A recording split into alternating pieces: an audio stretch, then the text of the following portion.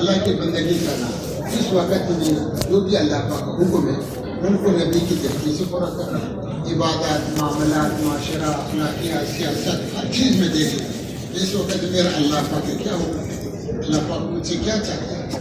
حتیٰ کہ انسان جب بیت الخلاء کے سامنے جائے گا پورا سوچ کر اب میں اندر جا رہا ہوں، میرے لیے کیا حکم ہے، میرے نبی نے کیا طریقہ بتایا.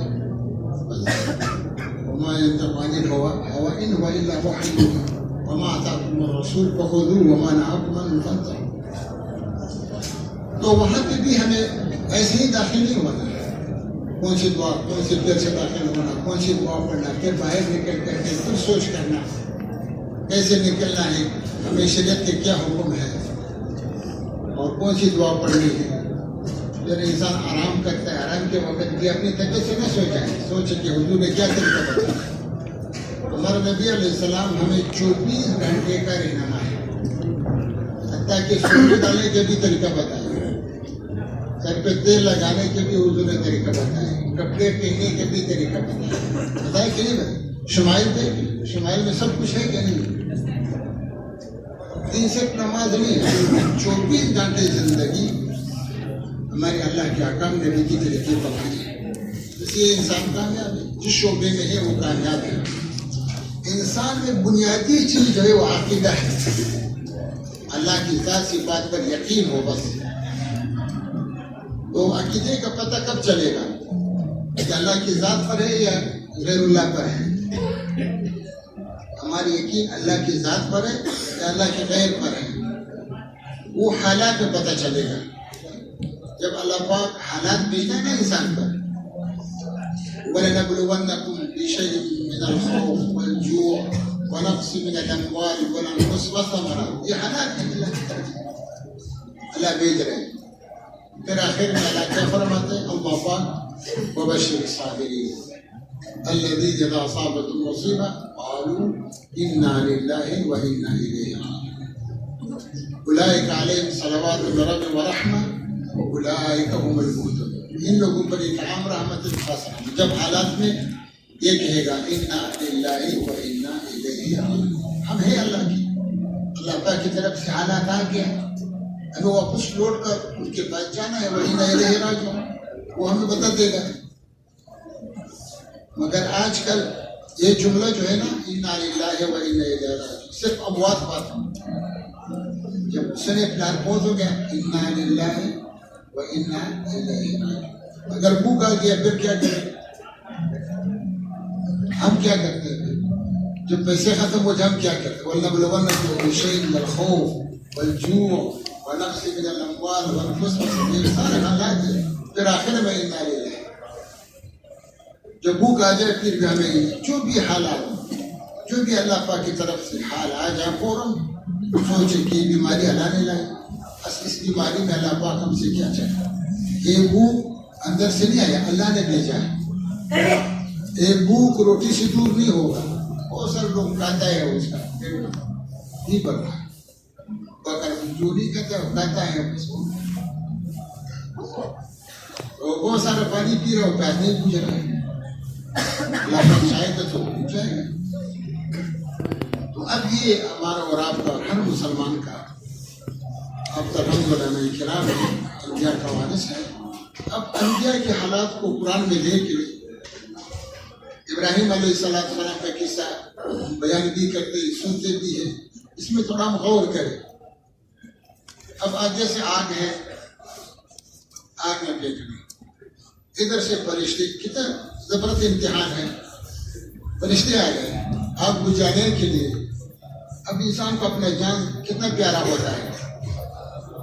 جب ہلاکت کا وقت آ جانا تو کوشش کرنے ادھر دیکھ کوئی مجھے بچا لے، کوشش کرتا نہیں کہ ادھر ادھر دیکھتا ہے یا اللہ کوئی کہ مجھے بچا لے اس پریشانی سے، اس ہلاکت سے.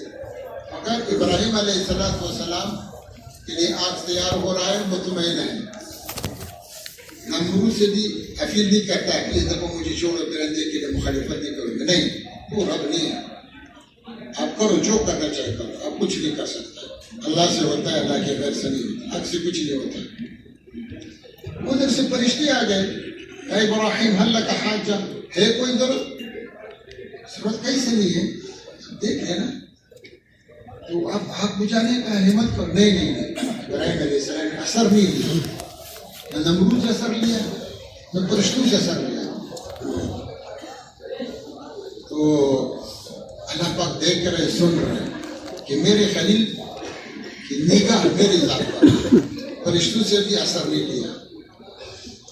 اسی موقع پر سنا ہے بزرگوں سے کہ مولانا یوسف رحمۃ اللہ علیہ نے اسی موقع پر فرمایا تھا کہ جیسے ابراہیم علیہ السلام کا عقیدہ تھا کسی مخلوق کو درمیان میں دخل نہیں دیا، تو اللہ پاک نے کسی مخلوق کے ذریعے سے مدد نہیں کیا، نہ بارش بھیجا، نہ فرشتے بھیجی، نہ ہوا بھیجی، نہ کچھ نہیں کیا، بل براہ راست اپنے امر سے مدد. جیسے ابراہیم علیہ السلام کا عقیدہ تھا، براہ راست اللہ کی ذات پر اللہ نے کسی مخلوق کے کی امداد میں استعمال نہیں کی.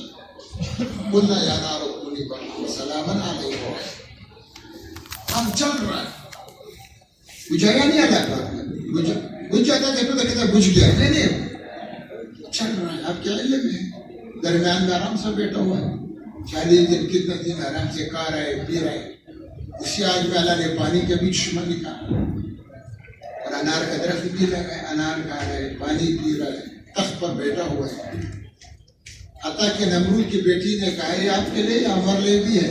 کہتا جو کلمہ پڑے گا لا الہ الا اللہ ابراہیم خلیل اللہ وہ آگ میں گھس جائے گا، اس کو آگ کو نہیں جلے گا. وہ بھی داخل پلا نے اس کی بھی حفاظت کیا. بہت سارے مسلمان ہو گئے. مقصد کہنے کہ یہی حالات میں اب نبی علیہ السلام ہجرت کر کے غار میں پہنچ گیا. حضرت صدیق رحمہ بھی ساتھ ہے. دشمن پیچھے سے غار کے منہ پر پہنچ گیا. تو اب صدیق رحمہ فرمایا یا رسول اللہ اگر قرآن نیچے دیکھ لیں ہمیں دیکھ لیں. حضور نے کیا فرمایا؟ لا تحزن ان اللہ ما ظنک باثنین اللہ ثالثہما. وہ دو جن کا تیسرا اللہ تمہارا کیا ہوگا؟ عورت اللہ کی تھی. یہ حالات علماء یعنی بیعت کے واقع سے. اب نبی علیہ السلام ایک غزوہ سے واپس آ رہے، ایک درخت کے نیچے آرام فرمائے، اپنے تلوار کو لٹکا دیا درخت میں. ابھی سو گئے، آرام فرما رہے. ادھر سے دشمن نے دیکھا کہ اب موقع ہے. حضور کو جو تلوار تھی وہ ہاتھ میں لے لی، حضور کی سرانے پر کھڑا ہو گیا. یا محمد میں یمنعک منی، اب تجھے بچانے والا کون؟ حضور کی جب آنکھ کھلی جب دیکھا تو کچھ اثر نہیں لیا، اتنا بھی فوراً کا اللہ اللہ. جب اللہ پاک کا نام لیا تو ان پر کبھی آگے کافر دشمن پر ہاتھ سے تلوار گر گئی. حضور نے اٹھا لیا. اب تو بتا تجھے بچانے والا کون؟ یہی حالات. اس حال میں ہمارے اوپر جو بھی حال آ جائے اللہ حالات سے بچائے. ہم کمزور ضعیف ہیں، ہم فوراً حالات میں اللہ کو دیکھ لیجیے. پھر اللہ اس وقت مجھ سے کیا چاہیے، یہ کامیابی ہے.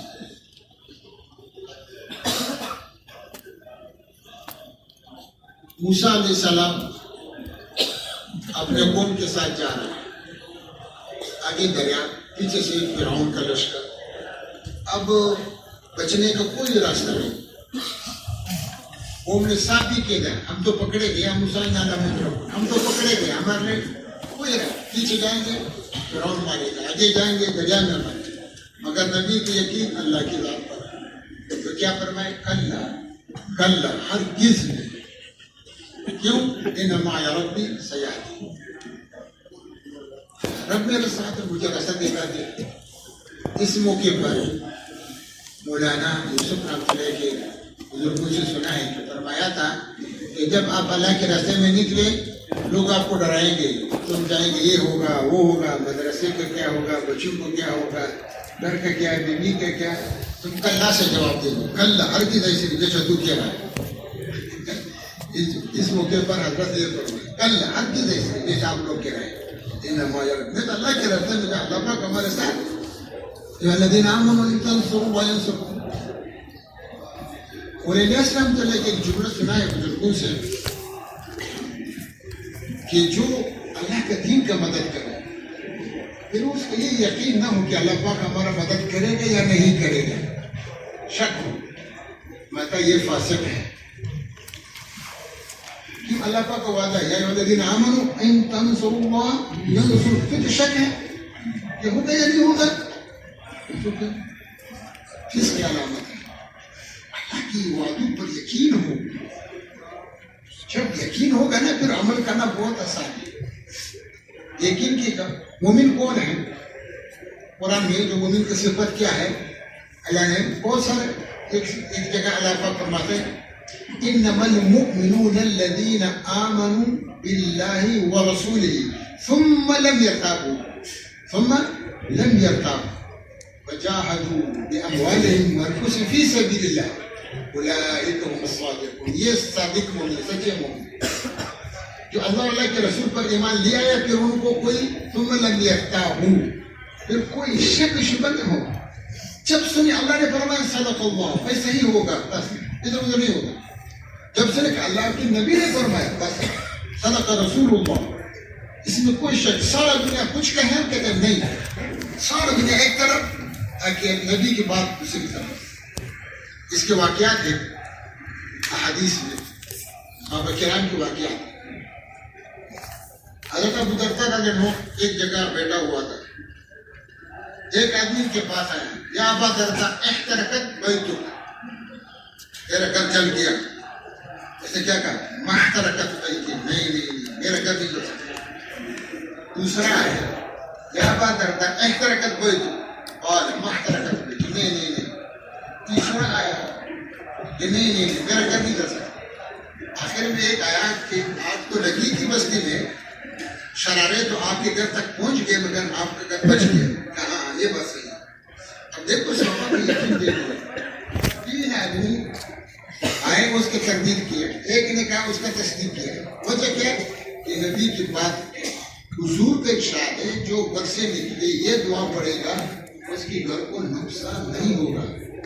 اللهم انت ربي لا اله الا انت عليك توكلت وانت رب العرش الكريم ما شاء الله كان وما لم يشاء لم يكن ولا حول ولا قوه الا بالله العلي العظيم. اعلم ان الله على كل شيء قدير وان الله قد احاط بكل شيء علما. اللهم اني اعوذ من شر نفسي من شر كل دابه انت اخذ بالناصيه يا رب العالمين. اتنا ہم روز پڑھتا ہوں صبح شام، اللہ امتحان سے بچا رہے. اگر ابھی کوئی پیچھے سے آ جائے گھر قریب ہو کے گھر میں آ کے لگے، میرا خیال سے میں خود بھی بھاگ جاؤں گا، آپ کو بھی کہوں گا میں نہیں ہمت کرتا. دعا بھول جاتا ہوں، دعا تو پڑھتا ہوں روز پڑھتا ہوں الحمدللہ، مگر دعا بھول جاتا ہوں. وہ یقین کہاں ہے؟ بات کرنا کہ یقین اللہ میں دے دو، مطمئن ہے ہو نہیں سکتا میرا گھر، میرے نبی نے فرمایا، میرے نبی نے فرمایا، ہو نہیں سکتا. ایسے یقین کے ساتھ اب قرآن ہم بھی پڑھتے، صحابہ بھی پڑھتے تھے.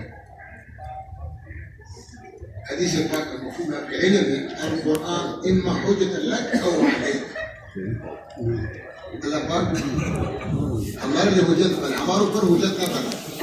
اگر اس قرآن کے مطابق ہمارا عقیدہ یقین بنا، یہ حجت ہے، قبر میں بھی حشر میں بھی سیدھا جنت چلے جاتا. اگر اس قرآن کے مطابق اللہ نہ کرے، عقیدہ نہ بنا، یقین نہ بن سکا، پھر ہمارے کو حجت ہوگا. یہ معلومات کے باوجود عمل نہیں کی. اب صحابی پڑھتا ہے ابو درداء لن تنالوا البر حتى تنفقوا مما تحبون. ابھی اگر ہم نے کتنے تک پڑھا ہے، اب لوگوں کو بیان کرنا تو بہت آسان ہے. اچھا چیز اللہ کے راستے میں دے دو، محبوب چیز دے دو، وہ ادھر بھی ہاتھ مارے گا ادھر بھی ہاتھ مارے گا، مگر جب باری آئے گا اپنا پھر پتہ چلے گا میں کون اچھے اللہ کے راستے میں دیتا. صحابی کسی کو نہیں کہہ رہا ہے، اپنے آپ کو کہہ رہا ہے کہ اللہ پاک کو تو مطالبہ ہے محبوب چیز میرے نام پر دے دو، ورنہ کامل نیکی کو نہیں پہنچ سکتے. فوراً سوچ پڑا میرا کون سا چیز محبوب ہے میرے دل میں، دنیاوی چیز. اس کا باپ تھا، بیرہا نام تھا، قصہ معروف ہے. مسجد نبوی کو بھی قریب تھا، حضور اس پہ آرام فرماتے تھے، وہاں کا پانی نوش فرماتے تھے. مسجد نبوی کو بھی قریب تھا. اس نے سوچا کہ جائیداد میں سب سے زیادہ محبوب چیز مجھے یہ باپ ہے. فوراً حضور کی خدمت میں حاضر ہوا، یا رسول اللہ نہیں اللہ پاک کے نام پر. کیوں؟ وجہ کیا ہے؟ اللہ پاک کا مطالبہ ہے لن تنالوا البر. حضور بہت خوش ہوا کہ بہت عمدہ مال ہے، بہت عمدہ مال، یہ مناسب سمجھتا ہوں کہ اپنے رشتہ داروں میں تقسیم کریں۔ ایک صحابی ہے ابو دحدہ رضی یہ آیات پڑھتا ہے وَمَن يُقْرِضِ اللَّهَ قَرْضًا حَسَنًا۔ اچھا فوراً حضور کو خدمت میں، یا رسول اللہ میرا باغ ہے اس میں 600 کھجور کے 600 کھجوروں کی درخت ہے، میں اللہ کو کر دیتا ہوں، آپ جہاں چاہے خرچ کریں، اس آیات کی پر عمل کرنے کی۔ پھر ادھر آیا بچوں کو کہ نکلو، اے یا ام دحدہ، اے دادا کہ ماں نکلو نکلو نکلو، باغ سے نکلو، بچوں کو بھی نکال دیا، میں نے اللہ کو کر دیا۔ تو اس کی بیوی نے کہا رب حیا پاتا، تم نے بہت زبردست سودا کیا، رو نہیں رہی کہ ہم کہاں جائیں، بیوی بھی ایسی ایمان والی، ہم نے زبردست فائدے والا رب آپ نے بہت فائدے والا سودا کیا، بہت فائدے والا سودا کیا، اور اچھی بھی ایسی ایمان والے کی۔ ایک صحابی باغ میں نماز پڑھتا ہے،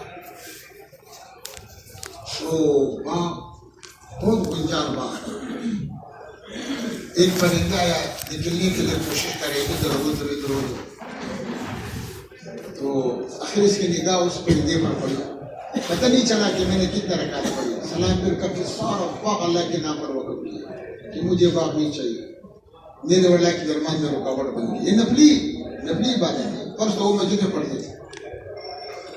ایک دوسرا واقعہ ہے کہ وہ باغ کھجوروں کا باغ تھا، اس میں خوشے لٹکے ہوئے، تو اس کی نگاہ خوشوں پر پڑی، اس کو بہت اچھی لگی، اس ساتھ ماشاءاللہ کھجورے بہت، پتہ نہیں چلا کتنے رکعت پڑھی، فوراً سلام پھیر کر کے وہ باغ 50,000 یا کتنا ہزار پر فروخت ہو گئی، اللہ کے نام پر دے دیا۔ وہ صحابہ کرام کی زندگی وہ بس اللہ کو سامنے رکھا، اللہ اور ان کے درمیان میں جو چیز رکاوٹ بنتا تھا اس پر غیرت کرتے تھے، وہ چیز ختم کرتا، تو دوبارہ شیطان ان کے پاس آ سکتا ہے۔ اب یہ لا الہ الا اللہ، بس اللہ کی ذات پر ہمارا 100% یقین آ جائے، اللہ کے راستے میں نکلنے کے لیے اس لیے ہم نکل رہے ہیں تاکہ ہمارا اپنا ضرورت ہے جتنی غیر ہے اللہ کی، اور ہمارے دل سے نکل صرف اللہ پاک وحدہ لا شریک لہ کا یقین عقیدہ، اور یہ تو بار بار کہنے سے ہوتا ہے کہ ہم انفرادی دعوت دیں گے، بار بار کہیں گے، بار بار اللہ سے ہوتا ہے، اللہ کے غیر سے نہیں ہوتا، اللہ پاک کرتا ہے حضور علیہ السلام کی طریقے سے ہوتا ہے، اس کو بار بار اپنے دل کو نشانہ بنانا۔ یہاں تک میں نے سنا ہے کہ مولانا یوسف رحمۃ اللہ علیہ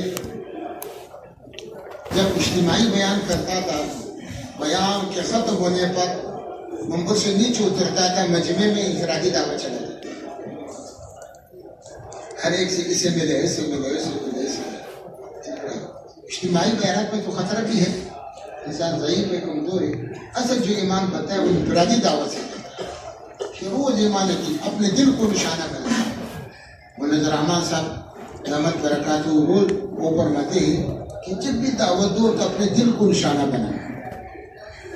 اللہ کی بڑائی وہ فرماتے ہیں، عالم نے لکھا ہے کہ اگر اپنے اندر کسی چیز کو پیدا کرنا چاہتے ہیں تو بصفت دعوت پیدا کرو۔ سب یقین کی کمی محسوس کیا، یقین کی دعوت ہے تاکہ میرے یقین بن جائے۔ نماز کی خشوع خضوع کی کمی محسوس کیا تو اوروں کو نماز کی خشوع خضوع کی اس نت سے دعوت دے تاکہ میرا نماز خشوع خضوع والا بن جائے۔ اگر ذکر اذکار دیان میں کمزوری محسوس کیا تو اوروں کو دیان کی دعوت دے دو، ذکر اذکار کی دعوت دے دو تاکہ میرا دیان اللہ کی طرف ہو جائے۔ فرماتا ہے قرآن کی تلاوت کمی محسوس کیا تو اوروں کو دعوت دے دو۔ وہ فرماتے ہیں کم از کم حافظ قرآن کے لیے 3 پارے روزانہ تلاوت ضروری ہے، اور غیر حافظ کے لیے کم از کم 1 پارہ تو ضرور وہ تلاوت کرے، اس سے بھی ایمان کا نور بڑھ جاتا ہے۔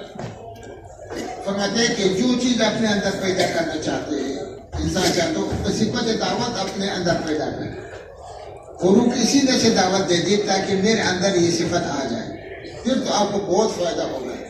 پھر اللہ پاک آپ کو نصیب بھی کرنا ہے اور اس کے لیے دعا بھی مانگنا ہے۔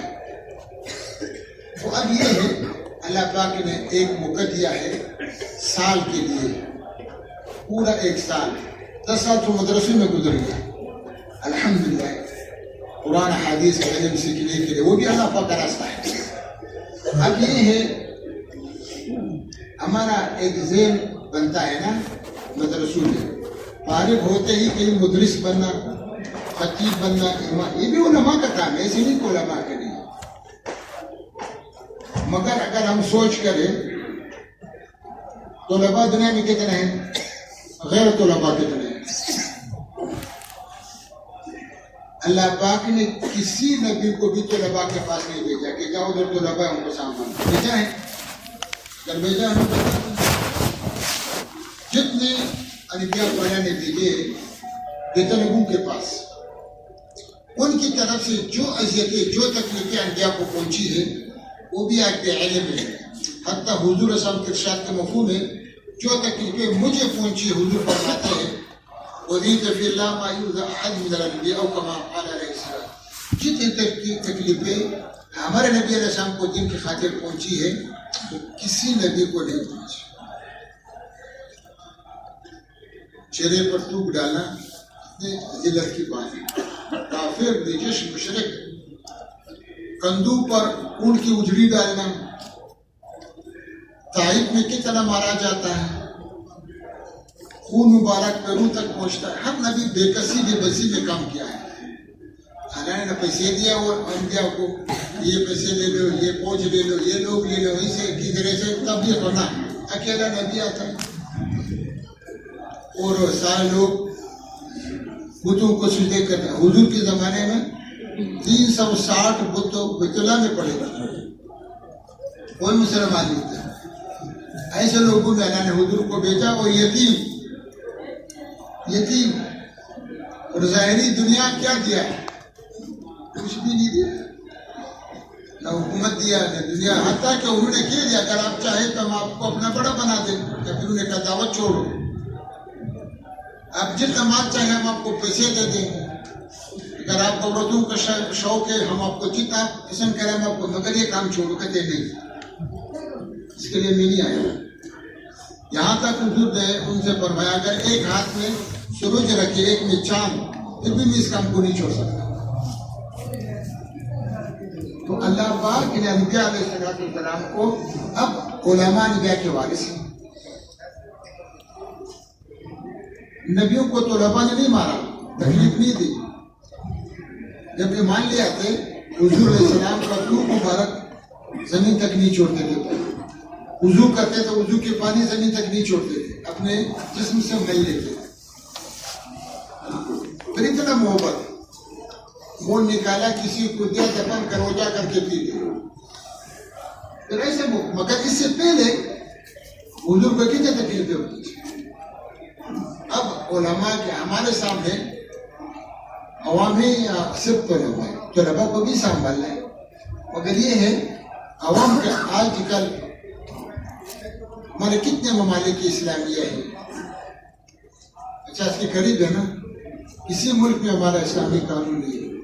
پاکستان میں کتنا علماء ہیں، کتنے طلباء ہیں، کتنے تبلیغ والے ہیں، کتنے خاندان ہیں، کتنے مجاہدین، کتنی سیاست میں کام کر رہا ہے، اوپر سے کوئی حکم نافذ کر سکتا ہے اسلامی قانون کا؟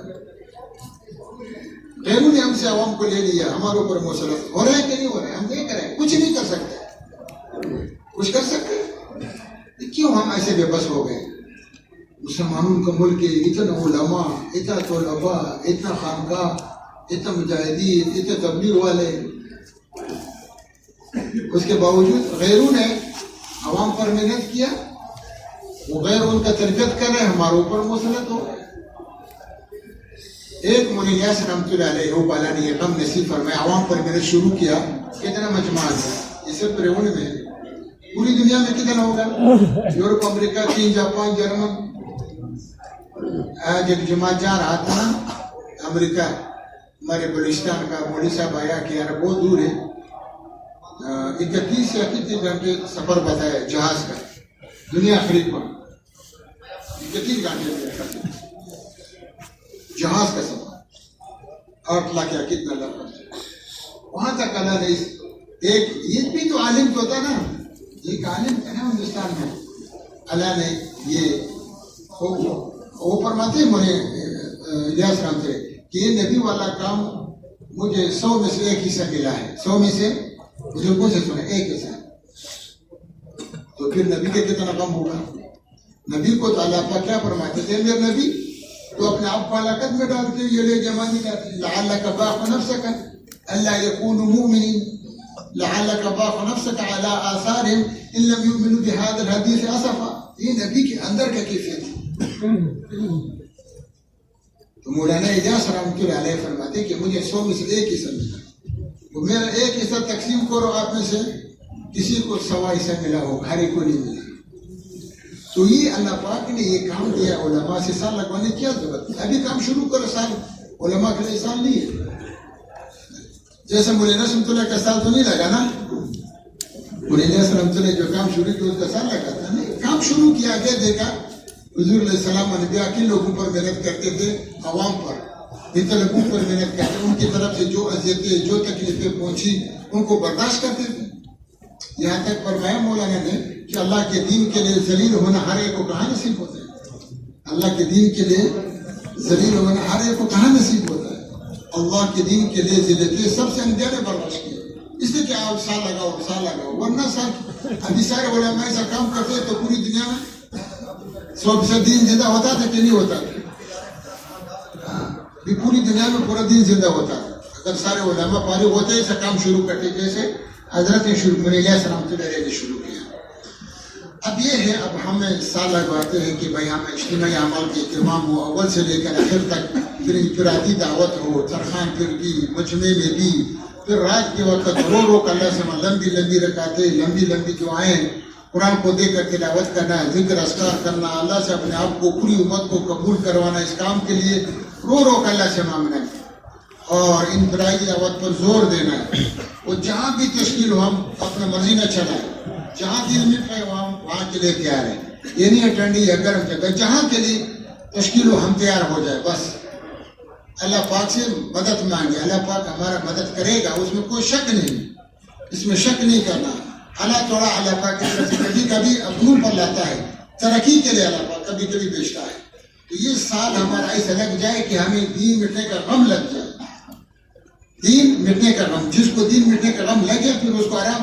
انہیں الیاس رحمۃ اللہ کے بارے میں سنا ہے کہ رات میں ادھر گھر میں چکر لگا رہا تھا، پھر رات ادھر کبھی ادھر.